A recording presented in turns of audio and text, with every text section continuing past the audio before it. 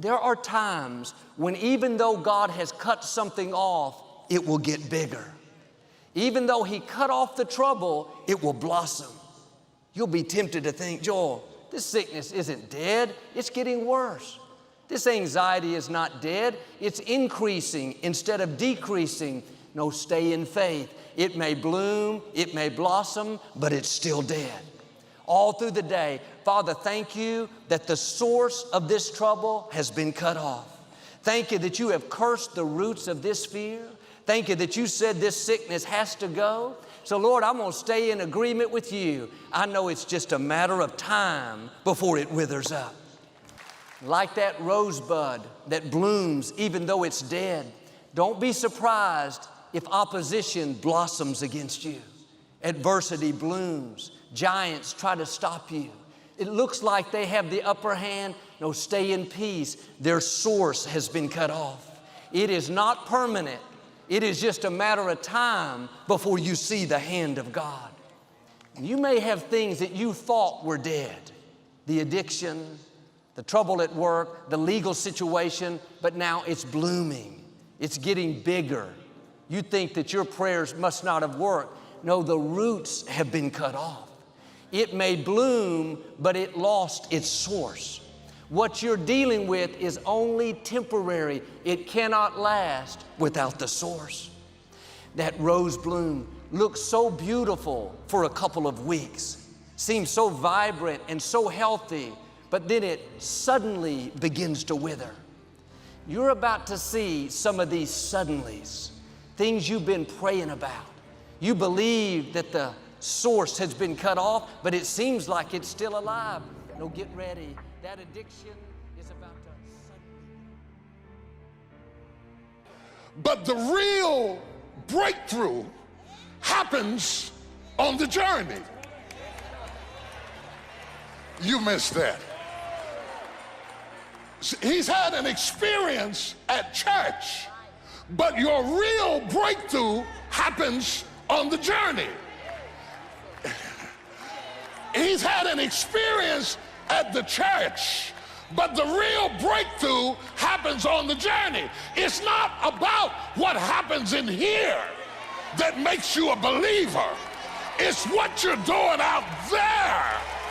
If your faith doesn't make it outside of this church, you don't have no faith at all. Oh, it's easy to dress up and be all spiritual and holy in here and raise your hand and bow and be slain in the spirit. But Philip is chasing you. Philip is chasing you down, catching your chariot on the road because he wants to update you from a hearsay relationship with God to a personal experience with God. He may catch up with your chariot at the hospital where your faith is being tested by a problem in your life. See, it's easy to shout amen to the word in here, but Philip is chasing your chariot down to the place of your pain. I wasn't exactly sure that God had a plan for my life anymore. By this time when I found it, I was already breaking all the church rules. I was doing all of the things that they said you can't do and still experience the presence of God. I figured that I was just one of those ones who would be discarded. And right in this moment where it felt like I was at my breaking point, it's like this Bible, it's like goodness and mercy was following me all the days of my life. I wasn't even looking for this Bible. I wasn't sure God had anything to say to me, but this Bible that had survived move after move and the disconnect after the disconnect, this Bible was like, I'm still here, I'm still available, I'm still open, I'm still ready whenever you're ready. And let me tell you how good God is that He front loaded me with something before I knew that I would need it, so that when it came to the point where I actually needed it, that Bible was already there waiting for me. See, most of us are waiting for God to bring something to us, and God is mostly saying to us, I wish you would discover that I already already front-loaded this moment with what you needed for your breakthrough. You don't need anything to come for your breakthrough. You just need to take better inventory of what's already in your world, because what's in your world has the key to the breakthrough that you're looking for. Stop looking around you and stop looking at what's in you. The breakthrough is already there. And so what most people call the breaking point is what I actually call the listening point. Because when you're at your breaking point, a lot of people think that that is the moment where everything shifts. That's not necessarily the moment.